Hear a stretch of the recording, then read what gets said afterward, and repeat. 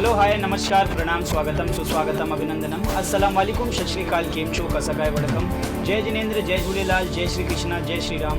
मैं हूं आपका अपना Shubhashish Mohitra and welcome to our show Rubaru आपके अपनों के साथ शुभाशीष के साथ। Powered by Nandanam milk pure milk for healthy family, supported by Organo Care India Private Limited, Career Point World School and the production partner All in One production.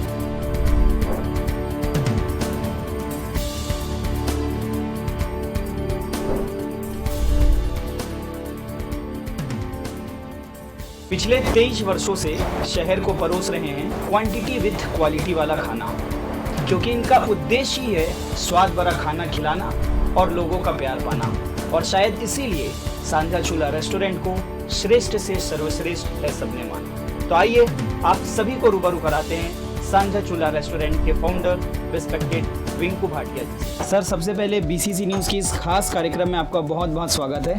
Thank you Subhash ji. हाँ sir, हम चाहेंगे इस 23 वर्षों के अनुभव के बारे में आप दर्शकों को कुछ बताएं। सबसे पहले मैं बीसीसी न्यूज़ के दर्शकों का धन्यवाद करता हूं जो मुझे इस मंच पे सुन रहे हैं, और बीसीसी न्यूज़ चैनल वालों को जिन्होंने मुझे यहाँ बुलाया, मैं उनका आभार व्यक्त करता हूँ जिन्होंने मुझे इस मंच के लायक समझा मुझे। और मैं ये बताना चाहता हूँ, हमारा ये जो सांझा चूल्हा रेस्टोरेंट ये 9 फरवरी 1997 को स्टार्ट हुआ था, जो मेरे फादर स्वर्गीय श्री हरबंस सिंह भाटिया जी के द्वारा स्टार्ट किया गया था। और उसके उपरांत 16 फरवरी 1997 को मेरे 12th के पेपर खत्म हुए थे। उसके बाद से मैं इस रेस्टोरेंट को उनके साथ संचालित कर रहा हूँ। और जब हमारा रेस्टोरेंट स्टार्ट हुआ, जैसे कि नॉर्मली होता है, हमारी आर्थिक स्थिति उतनी अच्छी नहीं थी। तो ऐसा था कि हम बड़ी मतलब निम्न स्तर बोल सकते हैं या बड़े छोटे स्केल में हमने उसको स्टार्ट किया, और खूब मेहनत करनी पड़ी। करीब करीब सारे काम हमको खुद करने पड़ते थे। कई बार कुकिंग भी किया, और बहुत सारी चीज़ें हैं, क्योंकि 1-2 ही स्टाफ होते थे काम करने वाले। तो बड़ी दिक्कत भी होती थी और बड़ा मज़ा भी आता था, क्योंकि काम करने में तो मज़ा आता ही है। और फिर अपना तो काम अपना ही होता है, चाहे छोटा हो चाहे बड़ा हो, इसमें छोटे बड़े की तो कोई बात नहीं। तो उसको बड़े प्यार से, बड़े लगन से हम लोग करते थे, और काफ़ी मेहनत करने के बाद धीरे धीरे हम उसको अपग्रेड किए, धीरे धीरे करते गए।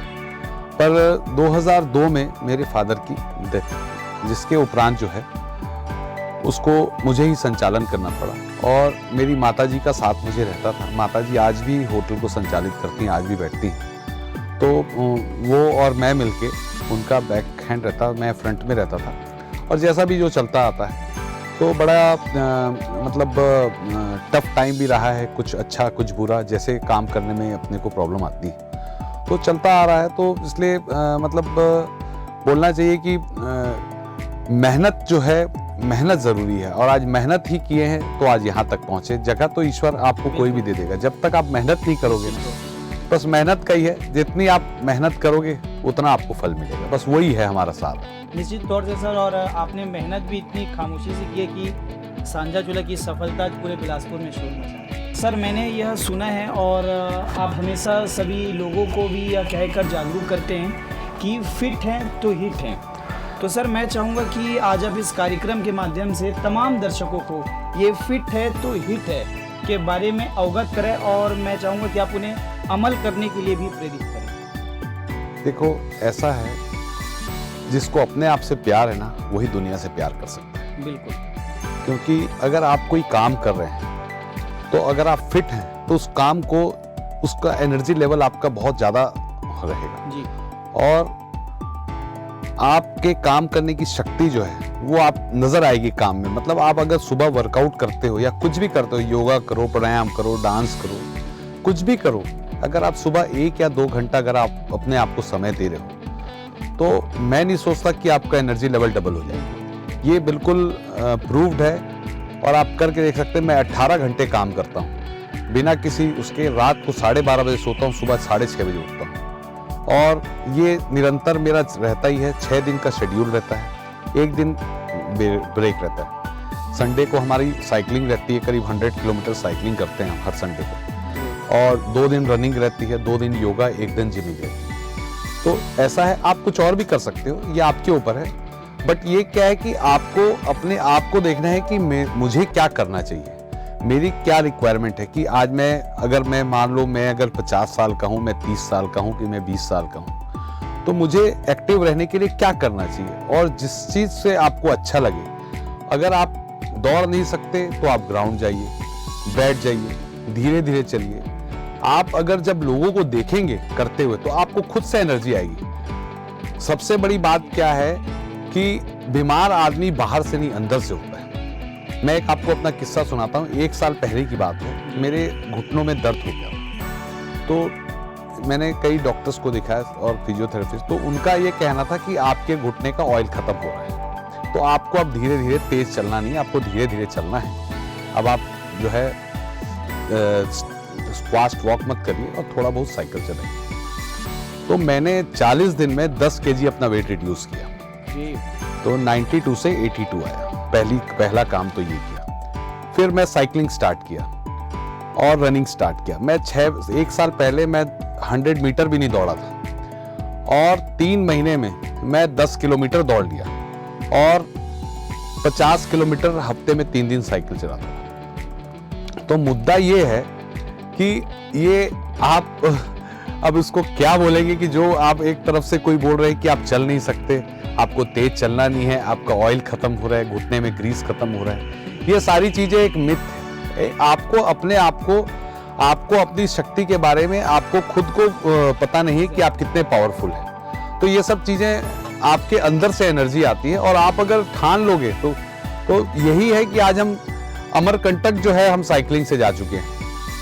मतलब 11 घंटा हमको लगा था, 9.5 घंटा हमने साइकिल चलाई थी। मतलब वो हमारा सबसे बेस्ट ट्रिप था जाने का। आए भी हम साइकिल से थे, बट सेकेंड डे लौटे थे। तो ओवरऑल 250-300 किलोमीटर चलाई थी। 100 किलोमीटर तो हम नॉर्मली चलाते ही हैं संडे को। तो ये आपके अपने प्रयास से ही होगा कि आपको कैसे फिट रहना है और हिट होना है। तो ये तो आपको अपने अंदर की एनर्जी तो आपको खुद देखनी पड़ेगी। आप जाओगे, मिलोगे, देखोगे। और एक ही मेरा आप लोगों सबसे दर्शकों से मेरा अनुरोध है कि हमेशा पॉजिटिव इंसान के साथ ही रहिए। ये नेगेटिव लोगों से ना 100 कदम दूर रखिए, और उनसे मतलब ही मत रखिए, क्योंकि वो आपके चलने को भी ना आपको बोलेगा रहने दे, तू बैठ जा। तो हमेशा जो है पॉजिटिव रहिए और कोशिश करिए कि आपके अंदर की एनर्जी को पहचानने की कोशिश करिए। दूसरों को मत, अपने अंदर के इंसान को हमेशा देख के कि कौन क्या कर रहा है आप जाइए, तो आपको अपने आप समझ में आ जाएगा। बट ये आपको अपने आप से वो करना है। तो इसलिए मेरा आप लोगों से यही है कि आप रोज कम से कम 2 घंटे नहीं तो 1 घंटा डेली एक्सरसाइज करिए, तब आपका जीवन देखिए कैसा चेंज होता है। बिल्कुल। और देखिए कितनी अच्छी बात है। मैं वही अभी सोच रहा हूँ कि सांझा चूल्हा रेस्टोरेंट, जहाँ पे लजीज व्यंजन अपने कस्टमर्स को आप परोसते हैं, और वहाँ उसके साथ साथ अपने कस्टमर्स के फिटनेस का भी आप ध्यान रखते हैं। तो ये एक बहुत बड़ी बात सर आपने बोली है। सर, सांझा चूल्हा रेस्टोरेंट के संचालक होने के साथ साथ आपकी एक और अलग छवि भी है, वो है सोशल वर्कर की। और हमें ज्ञात है कि लॉकडाउन के दौरान आपने बिल्कुल निस्वार्थ भाव से कई धर्म, वर्ग, जाति, समुदाय के ज़रूरतमंद लोगों की आपने सेवा की है, और आज भी सेवा का कार्य आपके लिए सर्वोपरि है। तो हम चाहेंगे कि सेवा भाव के संबंध में आप दर्शकों को कुछ बताएं सर। यार, सबसे पहले तो मैं सुभाषिष जी 2 लाइन कहना चाहता हूँ। बिल्कुल। सेवा करो ते मुग्धिनी, ना करो ते रुग्धिनी। क्या बात है सर। तो सेवा अगर आप करोगे तो खत्म नहीं होएगी, और नहीं करोगे तो रुकेगी नहीं जी। तो जो सेवा जो है वो ईश्वर अगर आपसे लेनी होगी ना, तो वो कहीं से भी ले लेगा, और वो कुछ स्पेशल लोगों को ही चुनता है इस कार्य के लिए। हर किसी के उसमें सेवा नहीं होती। बिल्कुल। तो 2 लाइन का मैं एक स्टोरी छोटी सी सुनाता हूँ। एक राजा जी थे जो अपने दरबार में दान देते थे। तो एक उसमें लाइन लगी रहती थी लोगों की। तो एक सज्जन था जो लाइन में जैसे ही उसका नंबर आता था फिर पीछे चला जाता। तो ऐसा 2-3 दिन चलता रहा। तो राजा ने उसको बुलाया कि भाई क्या बात है, आप जो है रोज आते हो और पीछे चले जाते हो, फिर आते हो फिर। तो उसका एक सिंपल सा आंसर था कि आप अपना दान दे रहे हैं, और मेरे पास दान देने के लिए बारी है, तो मैं अपनी बारी दान दे रहा हूं। तो मेरा ये कहना है कि जरूरी नहीं है कि आप कुछ पैसे ही दान करिए, आप अपने सेवा का काम भी दान कर सकते हो, आप जाके कुछ भी कर सकते हो। तो चीजें जो है मतलब आदमी ये सोचता है कि मैं पैसे ही दान करूंगा, तो नहीं, ऐसा नहीं है। और दूसरी चीज ये है कि आपको जो भी चीज आप करते हो आपको बताना चाहिए इन द सेंस, ऐसा नहीं है कि कोई मंदिर में एसी लगवा दिए तो आप अपना नाम लिखवा दी कि उसकी याद में, तो हम बोले कि भाई दूसरा कमरा खाली है उसमें एसी नहीं लगा है, भगवान किसी और अच्छे को ऊपर ले जाए, ऐसा नहीं। पर आपको अपनी चीज़ों के बारे में बताना चाहिए ताकि लोगों जागरूक हो कि हमको भी ये चीज़ करना चाहिए। क्योंकि आज राम जी की भी मान लो बात है या किसी की भी जो भी भगवान की, हमारे गुरु नानक देव जी की जो साखियाँ होती उसमें बताया जाता है, तो इसका ये मतलब नहीं कि वो, तो ये चीज़ों को आपको बताना चाहिए और अपने ढंग से जैसा भी लोगों को जागरूक हो, ये जरूरी है मेरे कहने का मतलब है। तो सेवा तो करनी है। हम तो कोविड के में, मैं तो एक भी दिन घर पे नहीं बैठा हूँ पूरे कोविड टाइम में। मैं तो कोविड पेशेंट के हाथ तक में जाके दिया हूँ, मेरे को कोई प्रॉब्लम नहीं है। मैं तो आज भी बोलता हूँ कि दिन रात को भी किसी को मेरी जरूरत पड़े तो मेरा नंबर है, मैं 10 मिनट में आपके पास हाजिर हूँ, चाहे जिस कंडीशन में हो। तो मेरे लिए कोई प्रॉब्लम नहीं है और मैं बिल्कुल उस कार्य के लिए तत्पर हूँ और तत्पर रहूँगा, ये तो मेरा बिल्कुल निश्चय है। क्योंकि जो इंसान दूसरों के काम नहीं आएगा तो इंसान का और मतलब मोटो ही क्या है कि आपको जब तक सेवा भाव नहीं है आपके मन में। और एक लाइन के मैं एक अच्छी चीज़ बता रहा हूँ, थोड़ा सा ध्यान से सुनिएगा इसको, कि हमारे सिख धर्म में दसवंत की प्रथा होती है। तो मैंने अपने शॉप में एक गुल्लक बना रखी है जिसमें रोज 10, 20, 50, 100 जितना मेरी इच्छा उतने डालता हूँ। तो ऑन एन एवरेज उस अकाउंट में 10, 20, 25 हज़ार रुपये कभी भी रहते हैं, चाहे 5 हो 10 हो। तो जैसा भी कोई लेने वाला आता है, जो जिस धर्म का हो, किसी की फीस पटानी है, किसी का कुछ करना है, जो भी नेक कार्य हो, ऐसा कोई जरूरी नहीं कि मेरे को गुरुद्वारे में देना है या मंदिर में या कहीं देना है, उसको उस अकाउंट से निकाल के दे देते हैं। तो एनी टाइम उस अकाउंट में 10, 20, 25 हज़ार रहता है। और कभी मेरे को भी जरूरत होती है तो मैं ले लेता हूँ और पर्ची डाल देता हूँ कि भी इतना मैंने लिया, वापस फिर से डाल। तो कहने का मतलब है, मैं ये लोगों को भी बताना चाहता हूँ कि एक ऐसा करो कि जिसमें कि आपको उस पैसे का दर्द नहीं होगा। दर्द ऐसा नहीं होगा, वो तो भगवान के पैसे हैं। तो कोई भी आएगा, किसी भी जरूरतमंद को आप 10, 5, 20 हज़ार कभी भी आपके पास रहेंगे, जितनी आपकी श्रद्धा हो। 10 रुपए भी डालोगे तो 300 महीने का होता है, साल का 3600 रुपए होता है। वो आपकी अपनी श्रद्धा है कि आप कितना, पर देना चाहिए। देने से धन बढ़ता है, कम नहीं होता। चाहे जो भी चीज आप बांटोगे तो बढ़ेगी, चाहे प्यार बांटो, चाहे धन बांटो, चाहे जो भी चीज। व्यापार भी आप जितना करोगे, जितनी मेहनत करोगे, उतना व्यापार बढ़ेगा। मेरा यही आप लोगों से वो है कि मैं यही बोलना चाहता हूँ कि सेवा जरूर करनी चाहिए, चाहे पैसे की जरूरी नहीं है आपको। आप अगर गुरुद्वारे गए हो तो लंगर की सेवा करो, नहीं है तो वहाँ बर्तन साफ करने की सेवा करो, कुछ भी सेवा करो। सर, आज शहर में 100 से भी ज़्यादा नए रेस्टोरेंट खुल चुके हैं। सो माई क्वेश्चन इज़ दैट कि सांझा चूल्हा रेस्टोरेंट में ऐसी कौन सी बात है जो सांझा चूल्हा रेस्टोरेंट को बाकी रेस्टोरेंट की तुलना में एक अलग ही पहचान देती है? देखो, सबसे पहले तो मैं ये बोलूँगा कि सांझा चूल्हा मतलब सबका जी। जैसे एक होता है कि पूरे परिवार का संयुक्त जो है, तो ये है ही सबका साझा चूल्हा। तो साझा चूल्हा ये जो है कि इसमें आप जो भी आप आएगा तो उसको एक अलग ही फीलिंग आएगी। क्योंकि हमारा सबसे पहले कि आपका जो एटीट्यूड है, आप खाना जो है वो प्यार से बनाया जाता है। आप घर में भी अगर खाना खाएंगे या कहीं भी खाएंगे तो उस खाने में आपका भाव दिखता है कि आपके भाव कैसे हैं खाना बनाने। तो यही है कि हमारे भाव जो है अपने काम के प्रति, अपने होटल के प्रति। और चूंकि मेरे रेस्टोरेंट को मेरी माता जी हैंडल करती हैं, जितना मार्केटिंग से लेके सारी चीज़ें, तो जो देखिए जो बुजुर्ग होते हैं उनका एक अलग ही काम करने का सिस्टम होता है। वो चीज़ों को बड़े बारीकी से देखते हैं। हम तो बोलते हैं चलो हो गया जाने, नहीं, वो नहीं जाने दो, वो चीज़ों को एकदम बारीकी से देखते हैं। और इसलिए ही है, उनके कारण ही है। देखो, मैं तो एक बच्चा हूँ, खेलने कूदने वाला हूँ, तो मेरा तो क्या है कि मेरी जिंदगी तो मैं आज तो की डेट में जो बच्चा है वही बच्चा है। नहीं, मैं तो ऐसा है कि मैं तो ये सोचता हूँ कि भाई मैं आज भी बस स्कूल से पास ही हूँ, तो मेरा तो यही है। तो मैं, माता जी ही देखती हैं सब जो है, जितना मार्केटिंग है, जितनी चीज़ों की क्वालिटी है, तो इसलिए उनके कारण जो है सारी चीज़ें कंट्रोल में रहती हैं। और बाकी ऊपर ऑपरेशन मैं देख लेता हूँ, जो भी जैसा कैटरिंग का या बाहर का, तो इसलिए बहुत अच्छा रहता है। और एक लाइन मैं बोलूँगा कि खाना जो है वो आपको जहाँ प्यार हो वहीं खाना चाहिए। ये नहीं कि आप खाना जो है यार वहाँ चले गए, वहाँ नहीं, ऐसा नहीं है। जहाँ भरोसा हो वहीं खाइए, चाहे कोई भी हो। मैं ये नहीं बोलता कि कोई होटल गलत है या कोई सही है, बट एक अपनी बाइक है, उसमें हम पेट्रोल डलवाते हैं, उसमें मट्टी तेल नहीं डलवाते। क्यों? क्योंकि बाइक खराब हो जाएगी। तो हमारा शरीर है, इसको तो यार आपको बिल्कुल मतलब निश्चित तौर पे इसको आपको एकदम मतलब जब तक ये ध्यान देना चाहिए, तो ये चीजें आप अपने आप में इवेलुएट करिए आप कि आपको कैसा, ये नहीं कि आज पन्ना पलटा है आज इससे मंगा, ऐसा नहीं होना चाहिए। हाँ ये है कि चलो सबको देखो सबको, बट फिर भी अपने ऑब्जर्वेशन से, यही मैं कहना चाहूँ। सर, अपने व्यक्तिगत जीवन एवं पेशेगत जीवन के आधार पर आप शहर के युवाओं को, प्रदेश के युवाओं को क्या संदेश या क्या मार्गदर्शन देना चाहेंगे? सबसे पहले सुभाषित जी मैं ये संदेश देना चाहता हूँ कि चीज़ें जो हैं वो इस्तेमाल करने के लिए होती थी और संबंध संभाल कर रखने के लिए होते थे। और आजकल क्या हो गया, लोग संबंध इस्तेमाल करते हैं और चीज़ों को संभाल कर रखते हैं। और एक छोटी सी स्टोरी से मैं एक सब दर्शकों को ये संदेश देना चाहता हूँ। एक बार क्या होता है, एक चूहा होता है। चूहा कसाई के घर में होता है और कसाई के घर में एक मुर्गी भी होती है। अच्छा जी। और कबूतर भी होता है और बकरा भी होता है जी। तो होता क्या है, चूहे को पकड़ने के लिए कसाई जो है वो एक ट्रैप लेके आता है, जो उसका पिंजरा जिसको बोलते हैं। तो चूहा जो है सबसे पहले कबूतर के पास जाता है, बोलता है यार देखो कबूतर जी ऐसा हो गया। कबूतर बोलता है तेरी परेशानी तू जान, खुश होता है, जा तेरे को पकड़।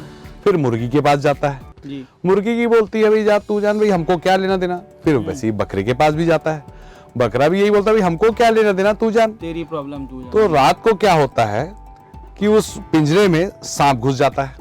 अच्छा। तो अब होता क्या है, सांप जब घुसता है आवाज करता है तो कसाई की वाइफ जो है उठती है और पिंजरे को छूती तो उसको सांप काट देता है। ओके। तो वैद्य के पास जाते हैं, तो जो भी मलहम पट्टी अट्टी करते हैं, तो वैद्य जी बोलते हैं कि इसको कबूतर का खून लगाओ, खून से मालिश करो तो ठीक होगा। तो पहले तो कबूतर गया, फिर उसके बाद जो है उसको दूसरे दिन बोला जाता है कि यार इसको ताकत के लिए मुर्गी खिलाओ, तो फिर मुर्गी का नंबर आ गया। तो जब उसके बाद जब ठीक हो जाती है तो पार्टी होती, तो बकरे का नंबर आ गया। अच्छा।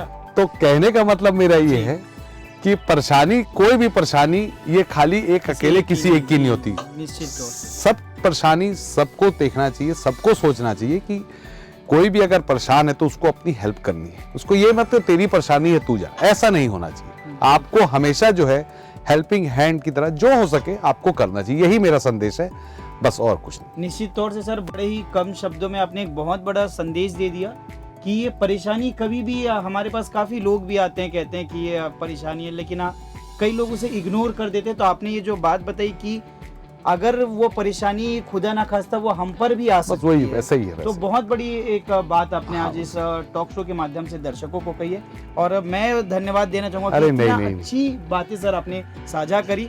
सांझा चूल्हा के साथ साथ बातें भी आप बहुत अच्छा साझा करते हैं। देखो क्या है, मेरा तो ऐसा मानना है, अगर मेरे पास कोई सोता हुआ भी आएगा ना तो मैं उसको उठा के दौड़ाना चालू कर दूंगा। मतलब मेरे पास इतना वो है। दौड़ने से सर याद आया, कल ही मैं दर्शकों को बता दूं कि कल सर ने लगभग 2000 फीट पहाड़ चढ़ा है, तो ये भी एक अपने आप में। पहाड़ चढ़ा तो सही है। अच्छा। पहले 45 किलोमीटर साइकिल चलाए हैं, फिर पहाड़ चढ़े, फिर 45 किलोमीटर साइकिल में वापस भी आए। अच्छा। मतलब साइकिल 90 किलोमीटर साइकिलिंग की है। और दल्हा पहाड़ जो है लगभग शायद 1500 स्क्वायर फीट है, छत्तीसगढ़ का सबसे ऊंचा पहाड़ है। और ऐसा बोला जाता है कि उस पहाड़ को जो चढ़ लेगा छत्तीसगढ़ में, उससे बड़ा कोई ऊंचा और उससे टफ कोई पहाड़ नहीं है, सबसे टफ पहाड़ है वो। और कुछ नहीं है, इच्छा शक्ति है, आप भी चढ़ सकते हो, आप चाहो आप चढ़ सकते हो। बिल्कुल, ये अपने मन की बात है, आप चाहोगे तो चढ़ोगे, अब आप चाहोगे ही नहीं तो आप तो कोई चढ़ा नहीं सकता। मैं आज यहाँ बैठा हूँ क्योंकि मैं चाहा हूँ, तो जो आप चाहोगे वही आप बनोगे। आपने चाहा कि आपको ये बनना है तो आप ये बने, मैंने चाहा कि मेरे को रनिंग करना है, मेरे को रेस्टोरेंट चलाना है, अपने मन में होना चाहिए। अब अपने अंदर में आप चाह जगाओ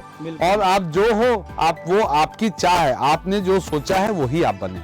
अगर आपको सोचा है कि आपको ऊपर जाके कुछ अलग बनना है, कुछ अलग करना है, तो आप अलग हो जाओगे। तो अपनी बिल्कुल कहीं ना कहीं वही कहते हैं कि आग की तरह रहना चाहिए, जो धुआं तो ऊपर तक जाना चाहिए लेकिन जलना नहीं चाहिए। हाँ।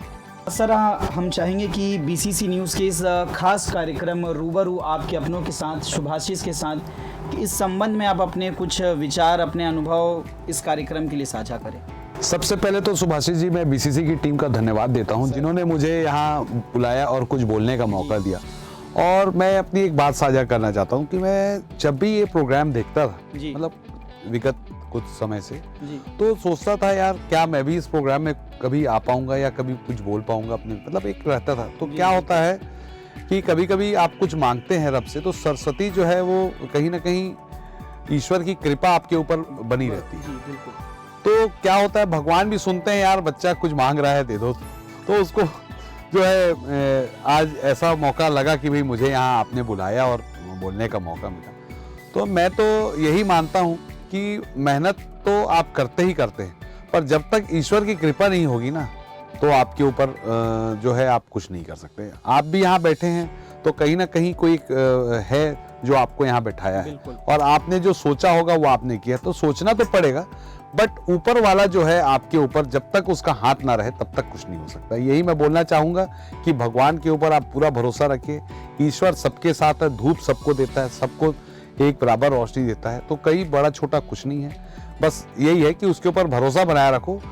आज धूप है तो कल छाँव होगी, कल छाँव है तो धूप होगी। सर हम चाहेंगे आप अपने कुछ विचार, अपने अनुभव साझा करें। सबसे पहले सुभाषिस जी, मैं आपकी पूरी बीसीसी की टीम का धन्यवाद देता हूं जिन्होंने इस मंच में मुझे मौका दिया बोलने का, क्योंकि मैं उस लायक तो हूं नहीं, बट फिर भी आप लोगों ने मुझे यहाँ बोलने का, अपने विचार व्यक्त करने का मौका दिया, इसके लिए मैं बहुत थैंकफुल हूँ। सर आपका बहुत बहुत धन्यवाद जो आपने इस कार्यक्रम में शिरकत करी और अपने व्यक्तिगत और अपने पेशेगत जीवन के अनुभव और विचारों को दर्शकों से साझा किया। एक चीज़ मैंने नोटिस की सर, आपने शो के दौरान कई बार अपने आप को बच्चा कहा, तो मैं आपके लिए कुछ कहना चाहता हूँ कि एक जो वृद्ध जो होता है वो सदैव अतीत में जीता है, इसलिए निराश रहता है।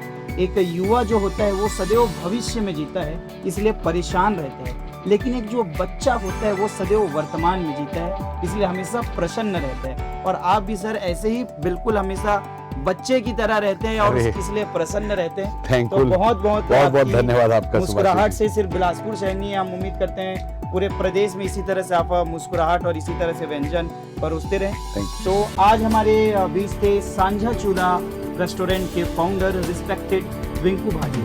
बहुत जल्द आप सभी से फिर मुलाकात होगी, सिर्फ और सिर्फ रूबरू आपके अपनों के साथ, शुभाशीष के साथ। Powered by Nandana milk, pure milk for healthy family, supported by Organo Care India Private Limited, Career Point World School and production partner All in One Production. धन्यवाद। जय हिंद, जय भारत।